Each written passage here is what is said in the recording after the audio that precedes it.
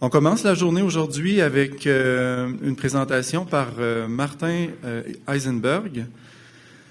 Martin a créé la suite d'outils Last Tools. Je vais changer à l'anglais maintenant pour le présenter. Donc, Martin a créé la suite d'outils logiciels Last Tools pour traiter des données de LIDAR. Il dirige maintenant la compagnie Rapid Lasso. Il travaille avec le LIDAR depuis 2006. Last Tools est devenu très largement utilisé dans le traitement de données au niveau international. Et Martin a aussi été impliqué dans le développement du format de fichier .las pour échanger des données plus légères.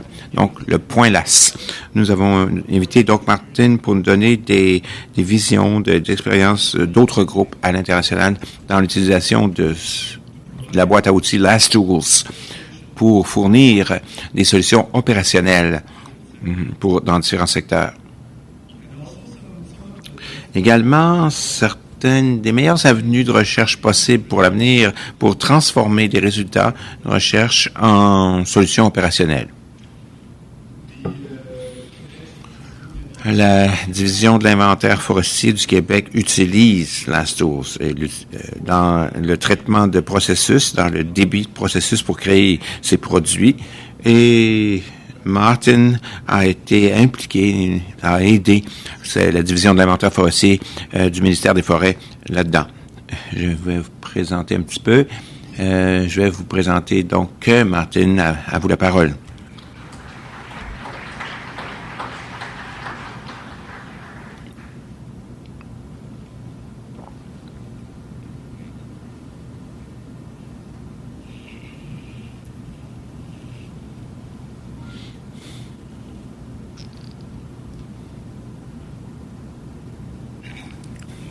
Bonjour à tous. Merci beaucoup, Martin, de cette présentation. Je parle un peu le français parce que j'ai étudié au Canada pendant quelques années. J'ai passé 3 ans à UBC et j'ai pris français 101 et français 102 parce que je voulais être un bon Canadien. Je voulais être bilingue. Bon, voilà. Donc, maintenant, je vais parler de différents pays.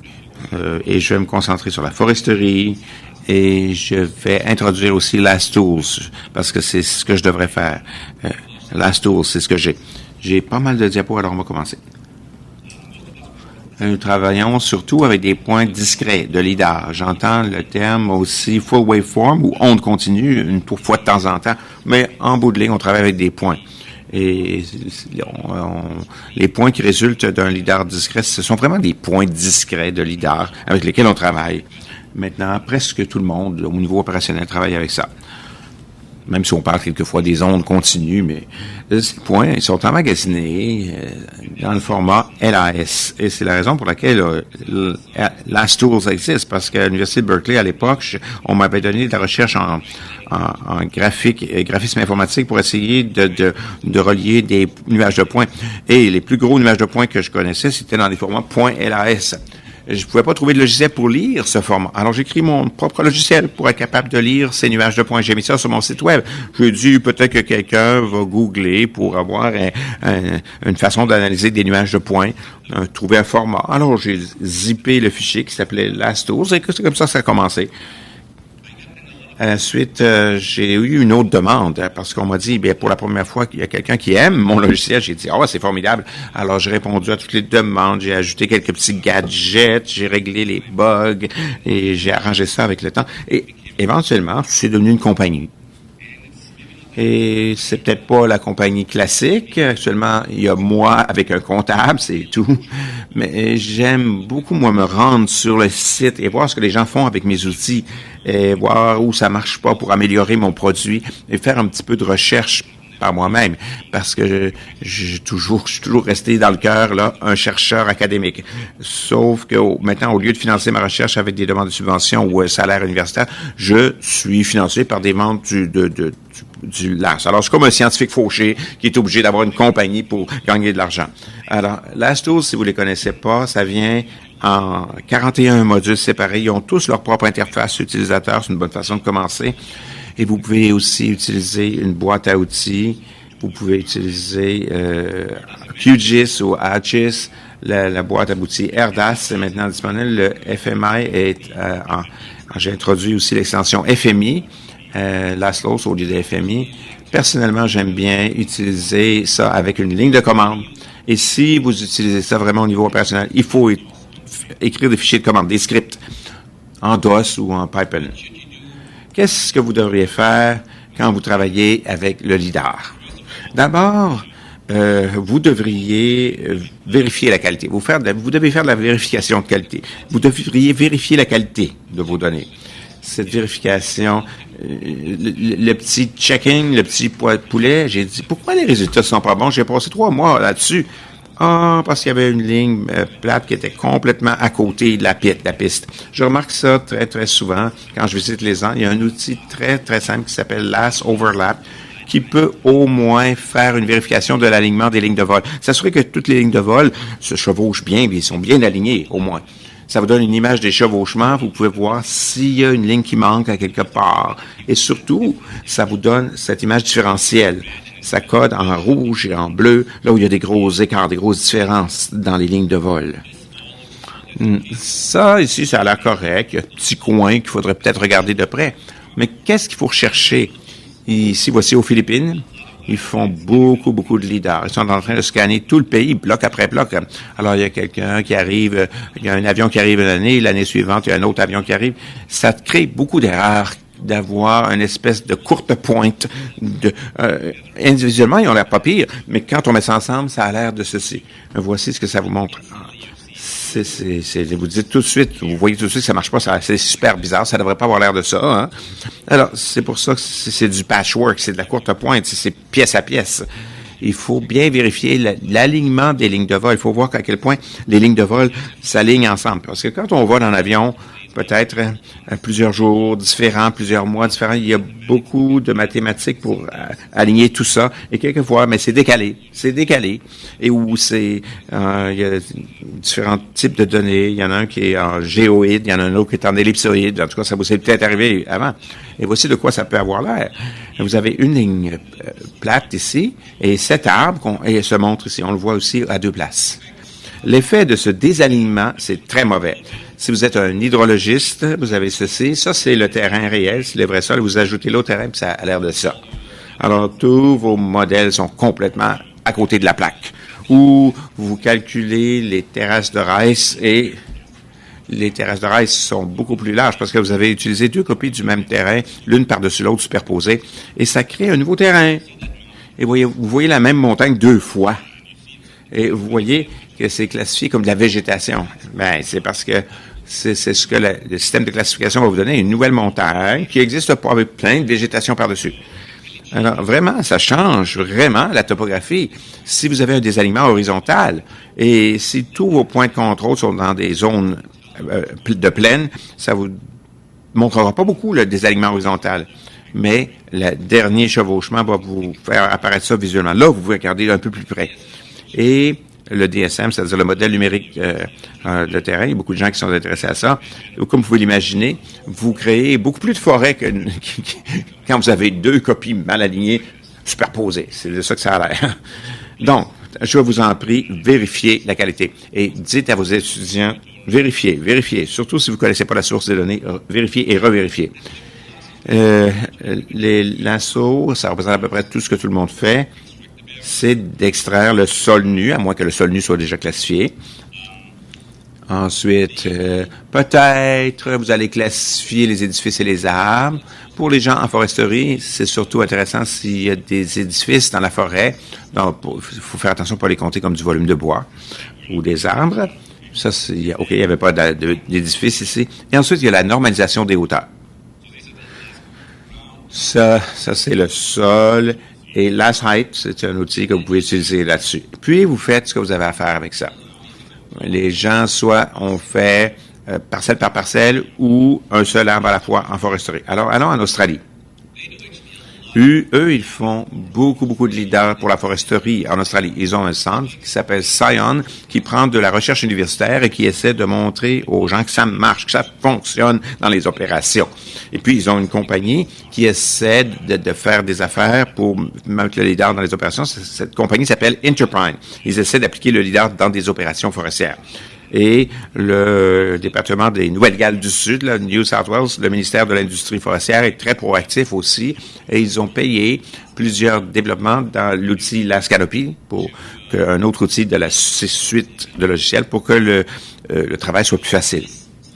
Ces diapos, je les ai volés de David Harris, et vous allez trouver les mêmes choses qu'on a entendues hier par Dave et par Murray, qui se font aussi par Murray. C'est fait en Australie, comme en Alberta. La plupart du temps, ils ont seulement une essence là-bas.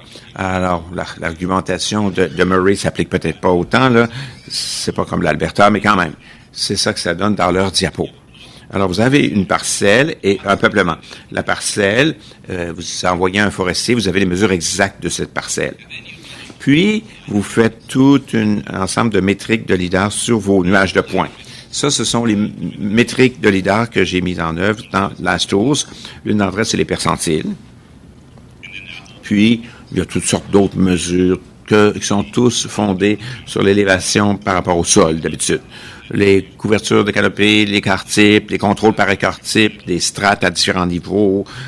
Vous pouvez décider d'abord lequel utiliser. Ça, c'est à vous à décider. Bon. La symétrie, la moyenne quadratique, je peux tous les calculer si vous voulez, parce que c'est ça comment ça se produit, le développement logiciel. Et invitez-moi si vous vivez dans un endroit agréable, on va regarder vos données, on va regarder le LastTool, puis on va vous trouver une nouvelle métrique et tout le monde va être content. Alors invitez-moi.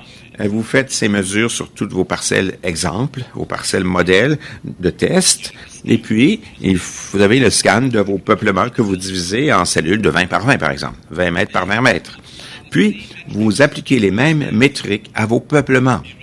Pour chaque cellule, voyez-vous, ce sont toutes des cellules de 20 mètres par 20 mètres. Et puis, si vous voulez savoir combien il y a de bois à récolter ici, bien, simplement, vous utilisez Can Nearest Neighbor pour regarder de quoi ça a l'air. Tout ça. Alors, si vous avez une grille particulière avec certaines valeurs, vous regardez 400, 500, 600 cellules échantillons et vous essayez de retrouver celles qui sont les plus semblables dans toutes ces métriques que vous avez considérées comme pertinentes. Comme on a entendu Dave et Murray nous en parler hier. Et voici comment, très rapidement, on peut calculer le rendement ou n'importe quelle autre mesure d'inventaire que l'on désire. Toutes ces métriques sont calculées avec le logiciel Last Canopy. Et le Last Canopy existe parce que la dernière fois que j'ai été invité au Canada, Mike Walter et Nicholas Coops m'ont invité à faire une conférence à leur conférence de 2012. J'avais aucune idée que les forestiers utilisaient LastTools à l'époque. Je disais, quoi? C'est quoi ça? On pensait que c'était du laser. Alors, je me suis dit, il faut que je fasse quelque chose de gentil. J'aimerais ils vont payer mon vol. Je vais manger à Vancouver. Je vais visiter Vancouver. Ça va être formidable. Je vais bien manger au restaurant. Et ils m'ont demandé à quel outil est-ce que je devrais écrire pour que les gens de la foresterie soient heureux. Écrivez quelques métriques de fusion à la même vitesse que LastTools, c'est-à-dire plus vite que FusionMetrics, 100 fois plus vite. OK, donnez-moi plusieurs mesures, plusieurs métriques. Par exemple, ça, c'est la diapo que j'ai présentée en 2012 à Vancouver. Il y a des percentiles, min, max, écart type et moyenne. C'était, à ce moment-là, ce que je présentais à la communauté du laser. Maintenant, je fais partie de la communauté de ces scientifiques et LastTools est très, très, très bien pertinent pour les applications forestières. Le nouveau logiciel Last Canopy, il est ici, vous chargez toutes vos tuiles et à droite, vous choisissez toutes vos métriques et vous appuyez sur le bouton On. Et ça fait autant de tours que vous le permettez. Puis, vous avez une espèce de métrique par raster. Vous faites la même chose avec vos parcelles. Ensuite, vous voyez ces petits cercles, ce sont vos parcelles, vous avez des inventaires et vous refaites marcher le logiciel maintenant avec l'option List of Polygons. Et ça produit une C métrique pour vos polygones. Puis, vous faites la procédure dont je vous ai parlé tantôt, dont Dave vous a parlé aussi, dont Murray vous a parlé aussi, que David Harris nous a parlé, fait aussi pour le pain. Maintenant, je devrais parler un petit peu de l'international. Je ne peux pas toujours rester à la Nouvelle-Zélande et à l'Australie. Passons donc à l'Europe.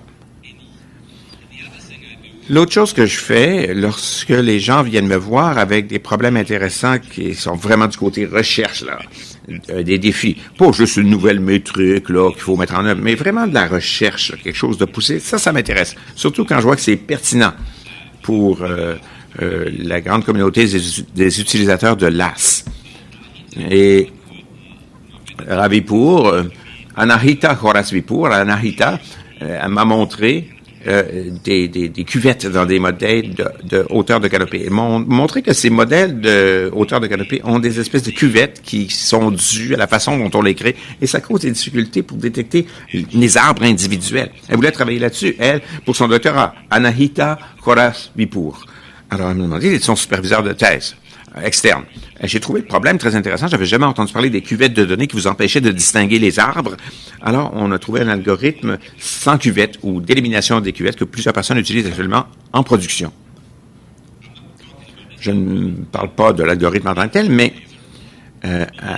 la seule chose de foresterie que je n'ai pas fait, j'en ai parlé, parce qu'après, j'ai été à une conférence de foresterie. Alors, j'ai fait une chose, je suis allé à Tenerife et j'ai aidé les gens de la foresterie à Tenerife de faire des modèles de hauteur de canopée. C'est tout en espagnol, parce que c'était à Tenerife, c'est une île volcanique, ce sont des peuplements de pins qui brûlent souvent en juillet et août, et pendant tous les touristes sont là, on veut éviter ce genre de choses. Alors, il y a des problèmes d'aménagement forestier pour gérer les feux de forêt à Tenerife. Alors, après 2 semaines, on avait tout traité la chose, on avait tous les modèles de hauteur de canopée bien visualisés, et je leur ai montré ça, j'ai montré ça au professeur, il a dit, oh non, parle pas de ça, là, c'est horriblement erroné. Pourquoi? Parce que cette illustration ici, le bleu, c'est la végétation basse, et le rouge, c'est de la haute végétation entre 0 et 40 mètres. Ça semblerait indiquer qu'on a des arbres de 40 mètres, là, à Tenerife. Et ça fait 27 ans que je suis forestier ici. Il n'y en a pas d'arbres de 40 mètres. Les plus hauts qu'on a, c'est peut-être 25 mètres au maximum. C'est des eucalyptus. Ça se peut pas, là. Alors, je suis allé revoir mes choses. J'ai visité Alejandro, le forestier avec lequel je travaillais, et on cherchait ces gros arbres de 51 mètres. Alors, je suis allé dans un autre logiciel, j'ai essayé Fusion. J'ai fait rouler Fusion. Même chose, je voyais toujours du 51 mètres, des gros arbres de 51 mètres. Qu'est-ce qui va pas? Ah, on cherchait ces arbres, on les cherchait, et on les a trouvés, et on a joué un jeu de Donde está Alejandro? Alors, j'ai cherché Alejandro dans la prochaine image. Pouvez-vous le voir?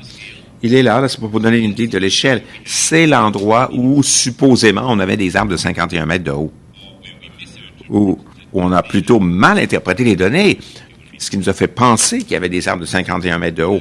Parce que ce que j'ai trouvé là, et c'est une question que j'ai posée à l'époque aux gens du Silver Laser, avez-vous une façon de corriger pour la pente? Si j'ai un arbre qui est sur un terrain en pente, le laser mesure la hauteur des branches les plus élevées au-dessus du sol. Mais tout d'un coup, si le sol diminue beaucoup, ben cette branche semble beaucoup plus élevée si la pente est forte. Ça double, autrement dit, la hauteur de l'arbre. Alors, quand on a fait des modèles sans cuvette pour trouver les sommets des arbres, je me suis souvenu de ça. J'ai dit, il faut identifier les houppiers, mais il faut vérifier vos données. Pour les pentes abruptes, il faut faire une correction systématique des erreurs. Et elle avait ces grands arbres très larges avec des grosses ou des gros houppiers qui surplombent. Et dans toutes les régions abruptes, à 30 degrés, 40 degrés, j'ai corrigé. J'ai regardé où est-ce qu'elle avait trouvé ces arbres et sur le terrain, et où elle avait trouvé ces arbres en cherchant les sommets des arbres dans le modèle de canopée.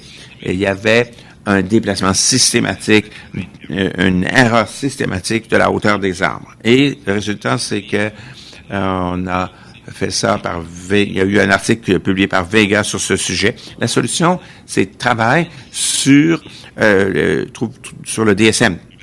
sur le modèle numérique de terrain, le DSM. Voici de quoi ça a l'air. Voici, c'est la normalisation. Voici de quoi ça a l'air la normalisation lorsqu'il y a une pente abrupte. Vous voyez que ces arbres on peut les dire normales. Ils ont été un peu tordus dans le processus de normalisation quand il y a des plans. Ce qui a l'air comme plat, c'est une montagne qu'on a aplatie et tout est un peu déformé à cause de cette correction. Et maintenant, on avait besoin de modèles sans cuvette de détection des sommets d'arbres. Notre ancien modèle ne marchait pas très bien pour le modèle numérique de surface, surtout dans des régions à pente élevée. Alors, quel est de quoi il faut se souvenir ici, c'est que si vous avez beaucoup de pentes, croyez pas que le modèle de hauteur de canopée va vous donner la hauteur des arbres. Ça vous donne la hauteur de la canopée, mais c'est pas bien corrélé avec la hauteur des arbres. Il faut intégrer la pente dans vos métriques pour tenir compte de ça. Puis, envoyer des gens dans des endroits où il y a des pentes très abruptes pour faire des parcelles échantillons. Ils aimeront pas ça, d'être obligés de grimper comme ça, mais bon, en tout cas. Comment est-ce qu'on a créé un modèle numérique de terrain, de toute façon, pour commencer? Les gens vont peut-être dire, on parle de la détection des arbres individuels. Là. Ici, on parle plus de parcelles ici. Là. On va à un niveau de détail aussi fin que possible. Si j'ai un levé lidar de 4 points par mètre carré, peut-être que je voudrais aller à 25 cm, des rasters de 25-30 cm probablement. Et si je vais dans les détails très fins, je peux pas juste utiliser le point le plus élevé parce que j'ai beaucoup de pixels vides. Et j'ai des cuvettes, des vitres. En plein milieu de l'arbre, j'ai comme tout à coup un pixel qui est très bas en plein milieu de l'arbre. Une cuvette, si vous voulez. C'est parce que beaucoup de pixels vont tourner vides. Alors, il y a une solution très simple qui a été mise en œuvre dans LastTools pour améliorer un petit peu la chose plutôt que mettre le plus haut point. Au lieu de mettre des points, mettons des petits disques. Chaque point deviendra un petit disque. Parce qu'après tout, un laser, ce n'est plus vraiment un point quand il arrive, quand il descend de 1000 mètres de hauteur. C'est plus comme un faisceau. Hein? Utilisons donc un disque. Ça fait du sens, ça a du sens au point de vue physique aussi. Si on utilise un disque de 20 cm, on règle déjà une grande partie des problèmes, mais on a encore des pixels vides. Et on a encore des cuvettes, des trous. On ne peut pas aller plus loin que 20, 30, 50 cm. On ne peut pas aller plus loin que ça. Et ça nous permet de réduire quand même les cuvettes beaucoup. Et ça peut être suffisant pour vous, mais ça ne sera plus la réalité à un moment donné. Alors, des gens disent interpoler tous les premiers retours pour créer le modèle numérique de terrain, le DSM. Ça enlève le problème des pixels vides parce que vous créez une surface, vous faites un modèle numérique de terrain, mais ça grossit les cuvettes de façon spectaculaire. C'est parce que c'est le deuxième message que je veux que vous reteniez aujourd'hui. Si on interpole tous les premiers retours, c'est pas une bonne idée. Vraiment pas. Moi, j'enseignais ça avant. On interpolait tous les premiers retours pour faire le modèle numérique de terrain. Et anciennement, quand on avait des empreintes très larges et surtout, on allait directement vers le bas avec notre faisceau, il y avait des raisons de faire ça. Mais à mesure qu'on a ajouté des angles plus grands, avec des lumières qui vont dans toutes les directions, on n'a pas juste le premier retour. Interpoler les premiers retours, c'est peut-être la pire idée qu'on peut avoir. Ça, on peut se trouver dans le bas de la canopée au lieu de... Pourquoi? Regardons un peu un exemple ici. Ici, nous avons un avion qui envoie ses faisceaux laser. Et je les ai marqués avec des 1 lorsque c'est un premier retour. Si je relis les premiers retours, déjà, vous voyez qu'on vient de créer une pointe parce que le laser a pu faire un point sur une branche à un angle léger. Et aussi, les premiers retours, si on vole en Asie, souvent sont pris dans des nuages. Vous enlevez ces nuages. La plupart des gens ne renumérotent pas leur retour. Alors, vous n'utilisez pas le deuxième retour, ce que vous devriez faire, parce que ceux-là ont vraiment frappé la canopée et non pas le nuage. Et si vous ajoutez la deuxième ligne de vol, ça empire les choses, parce que là, la deuxième ligne de vol chevauche un peu le passage de la première ligne de vol. Et maintenant, on a 4 lignes de vol. Relions tous les premiers retours et voyons ce qu'on a. C'est tout ce que ça nous donne. C'est un petit peu simplifié, là, ce que je fais, mais vous comprenez ce que je veux dire. Et voici de quoi ça a l'air. Ça, c'est une plantation de cocotiers. Vous pouvez regarder en dessous des cocotiers. C'est pas surprenant. On peut pas regarder en dessous des cocotiers si on fait ça. Alors, on a manqué le deuxième retour ici. Et ça, on n'a pas celui-là, on n'a pas ces deux-là non plus, ceux que j'ai entourés. Si j'avais à les dessiner avec tous les retours, ça serait mon modèle idéal de canopée, ou mon modèle de terrain idéal. mon DSM idéal. Interpolation avec premier retour, interpolation sans pointe. Premier retour, modèle numérique de terrain, premier retour, et un modèle spike-free. L'algorithme spike-free, j'en parlerai pas en détail, mais c'est autrement dit, on entre les points du haut en bas, et quand les triangles, comme ici avec les toits, et quand les triangles sont suffisamment petits, vous les gelez, de sorte qu'ils restent tout le temps là. Et si maintenant, il y a un point plus bas qui arrive, qui est en dessous, il ne pourra pas créer une pointe lorsque vous allez insérer ce nouveau point. Et voici la différence entre l'interpolation spike-free et l'interpolation de premier retour. Alors, c'est une recherche très profonde que je fais quelquefois quand je trouve quelque chose de très intéressant, et ça a été en collaboration avec Anahita, et NTC et Threated. J'ai regardé certains des modèles numériques de terrain ouverts. L'Angleterre vient d'ouvrir ses modèles numériques de terrain. On voit ce problème en Angleterre. Ça a l'air de Godzilla. Ils ont pris des vues de certaines villes en Angleterre. Surtout ici, on voit, on peut regarder en dessous la corniche des maisons. Alors, c'est un cas extrême. J'ai demandé à l'Angleterre, peux-tu me donner cette tuile en lidar, parce que les autres, c'était seulement des rasters, et j'ai fait mon algorithme spike-free dessus, et voici ce que j'ai eu. C'est beaucoup mieux, voyez-vous. Ça vous donne vraiment le plus haut DSM, pas le premier retour, le DSM de plus haut retour. Il me reste plus beaucoup de temps. Passons rapidement à l'Asie, parce que j'avais pas été sur ce continent encore. Les projets de biomasse sont très à la mode là-bas, parce qu'on peut recevoir de l'argent du World Wildlife Fund et de la Banque mondiale pour faire ça. Alors, il y a eu une annonce en Thaïlande où je voulais me rendre. On est allé au bureau et on leur a montré nos capacités de traitement et comment on pouvait voler avec un lidar au-dessus d'une véritable forêt tropicale. Et quand je leur ai montré ce qu'on avait, il m'a dit, OK, tu peux faire ça sur une forêt normale, mais pas sur nos forêts. On a une canopée de 45 mètres avec plusieurs couches. Tu verras peut-être même pas le sol avec ton laser. Bon, on va faire un test.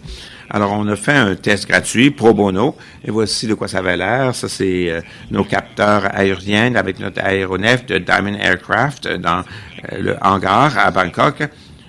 Il y a un scanner qui est ici avec un enregistreur de données, et puis on y va. On prend ça, on vole le long du fleuve jusqu'à la zone cible, et c'était très nuageux, alors on cherchait des endroits non nuageux, et finalement, on en a trouvé un. On a collecté quelques données et on est revenu, et on a joué un peu au ping-pong dans le hangar pour se détendre, puis on a traité les données avec LastTools, juste pour démontrer qu'on pouvait vraiment pénétrer jusqu'au sol. Voici ce qu'on voit avec Google Earth, et voici un modèle numérique de terrain, voici un DTM, et voici un modèle de hauteur de canopée. On ne peut pas faire une vérification au sol parce que c'est impossible de se rendre. Il faut voler sur le dos d'un singe dans une végétation très dense. Mais ça me semble plausible quand même. Ça a vraiment l'air comme un vrai terrain, comme je vois d'habitude. C'est pas par accident. Cependant, le nombre de retours au sol était très faible, beaucoup plus faible que ce à quoi je suis habitué. Seulement 5% des faisceaux ont produit un retour qui a touché le sol, selon LastGround. Alors, c'est là où j'ai commencé à retourner en mode recherche. Peut-être qu'avec le mode à onde continue, on pourrait trouver plus d'informations. Alors, il y a un autre projet qui s'appelle Onde pulsée, qui est semblable à LAS. C'est un traitement d'onde continue et avec full waveform. Les gens parlent toujours de full waveform, le modèle à onde continue. Mais si vous avez des points, et si c'est avec ça que vous fonctionnez, vous n'avez pas vraiment un modèle à onde continue. Ce que vous avez peut-être, c'est que vous avez plus de retours discrets calculés à partir des ondes continues. Mais des fois, les gens appellent ça full waveform. Non. Ça veut dire que j'ai un scanner qui peut produire plus de retours qu'un scanner analogique, parce qu'il utilise le traitement full waveform à onde continue. Mais à la fin, ça devient toujours un traitement de points discrets. Si vous voulez faire du véritable traitement full waveform, ça vous prend l'onde continue. Si vous n'avez pas des ondes dans vos données, vous n'avez pas un véritable processus avec des ondes continues, tel qu'enregistré dans l'aéronef. Pourquoi ça serait logique? Si vous regardez les retours J'ai pas pris un très bon choix de couleur. Entre le deuxième et le troisième retour, il y a de la végétation. L'onde ne va pas jusqu'à 0, vers le bas. Entre le troisième et le quatrième retour, c'est un arbre mort. Alors, il n'y a pas de petites branches, alors l'onde descend à 0. Si vous avez seulement des retours discrets qui correspondent au pic, vous ne voyez pas ça. Vous n'avez pas cette information. Donc, le waveform vous donne plus d'informations dans cet exemple intuitif. Pour travailler avec un waveform, il faut numériser.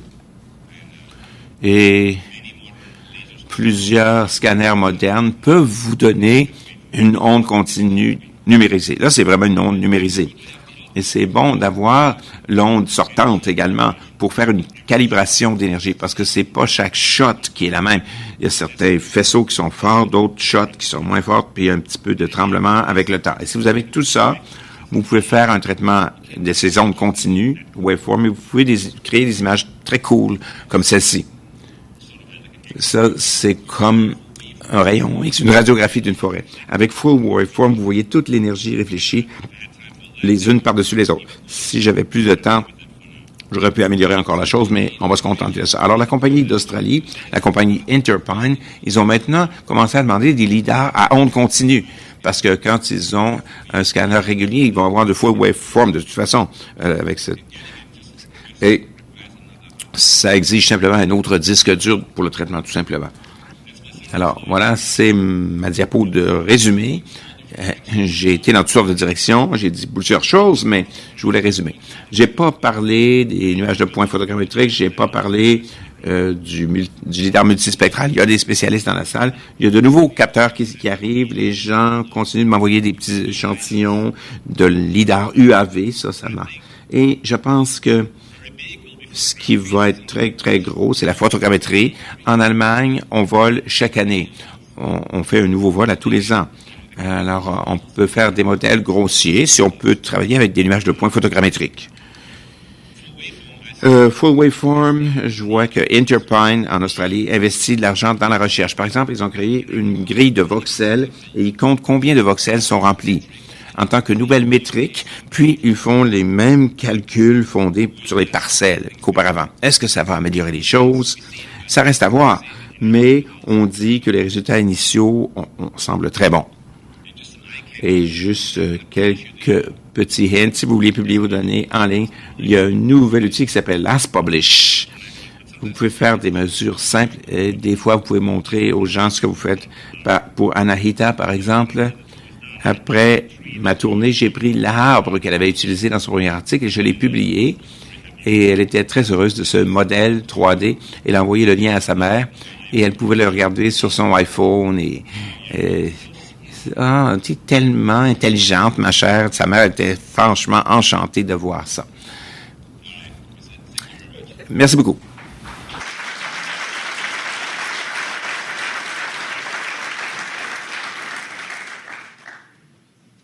Thank you very much. Merci beaucoup. Merci, Martin. Peut-être que nous allons avoir du temps pour une question, si quelqu'un... Une question pour Martin? Peut-être que j'en aurais une. Vous parliez des zones numérisées. Est-ce que vous pouvez demander des ondes continues de Optech? Et ça leur prend un numériseur externe. Et ça prend le Titan. C'est la bande à 3 spectres. Ils auront besoin d'un numériseur pour chaque canal. Dans les Philippines, on volait avec un balayeur à onde continue. Je ne sais pas si c'est mieux parce que parfois ça brise. Vous savez, les choses brisent. Parfois, si vous avez 2 boîtes, vous en avez un qui fonctionne encore. Alors, vous pouvez continuer à voler. Alors, la moitié de l'information est à onde continue et l'autre moitié des données ne l'est pas. Alors, moi, j'irais avec à onde continue. personnellement. Et je pense que les compagnies vont regarder pour numériser tout l'art